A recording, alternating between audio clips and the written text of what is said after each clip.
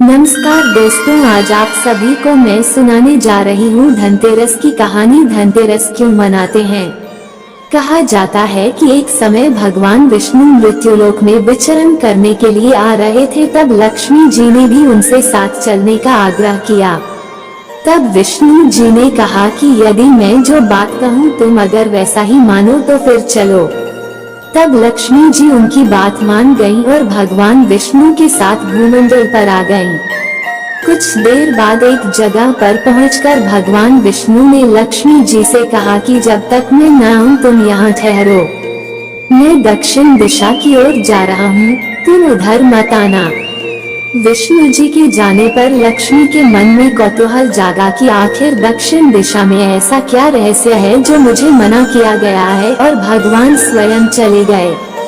लक्ष्मी जी से रहा न गया और जैसे ही भगवान आगे बढ़े लक्ष्मी भी पीछे पीछे चल पड़ी। कुछ ही आगे जाने पर उन्हें सरसों का एक खेत दिखाई दिया जिसमें खूब फूल लगे थे। सरसों की शोभा देखकर वह मंत्रमुग्ध हो गईं और फूल तोड़कर अपना श्रृंगार करने के बाद आगे बढ़ी।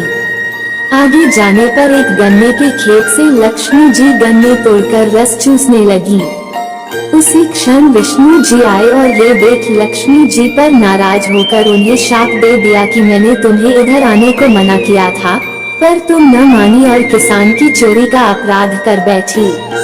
अब तुम इस अपराध के जुर्म में इस किसान की 12 वर्ष तक सेवा करो। ऐसा कहकर भगवान उन्हें छोड़कर क्षीर सागर चले गए।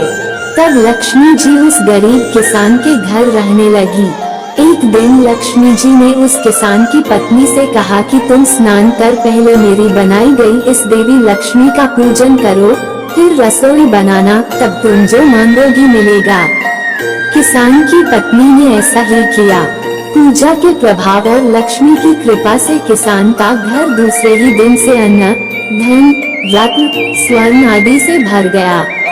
लक्ष्मी ने किसान को धन धान्य से पूर्ण कर दिया। किसान के 12 वर्ष बड़े आनंद से कट गए। फिर 12 वर्ष के बाद लक्ष्मी जी जाने के लिए तैयार हुई। विष्णु जी लक्ष्मी जी को लेने आए तो किसान ने उन्हें भेजने से इनकार कर दिया। तब भगवान ने किसान से कहा कि इन्हें कौन जाने देता है, ये तो चंचला है, कहीं नहीं ठहरती। इनको बड़े बड़े नहीं रोक सके। इनको मेरा शाप था, इसलिए 12 वर्ष से तुम्हारी सेवा कर रही थी। तुम्हारी 12 वर्ष सेवा का समय पूरा हो चुका है। किसान हठपूर्वक बोला कि नहीं, अब मैं लक्ष्मी जी को नहीं जाने दूंगा। तब लक्ष्मी जी ने कहा कि हे किसान, तुम मुझे रोकना चाहते हो तो जो मैं कहूँ वैसा करो। कल तेरस है, तुम कल घर को लीप पोत कर स्वच्छ करना। रात्रि में घी का दीपक जलाकर रखना और सायंकाल मेरा पूजन करना और एक तांबे के कलश में रुपए भरकर मेरे लिए रखना। मैं उस कलश में निवास करूंगी, किंतु पूजा के समय मैं तुम्हें दिखाई नहीं दूंगी। इस एक दिन की पूजा से वर्ष भर मैं तुम्हारे घर से नहीं जाऊंगी। ये कहकर वह दीपकों के प्रकाश के साथ 10 दिशाओं में फैल गईं। अगले दिन किसान ने लक्ष्मी जी के कथानुसार पूजन किया। उसका घर धन धान्य से पूर्ण हो गया। इसी वजह से हर वर्ष तेरस के दिन लक्ष्मी जी की पूजा होने लगी। हे लक्ष्मी माता, जैसी कृपा किसान पर करी वैसी सभी पर करना।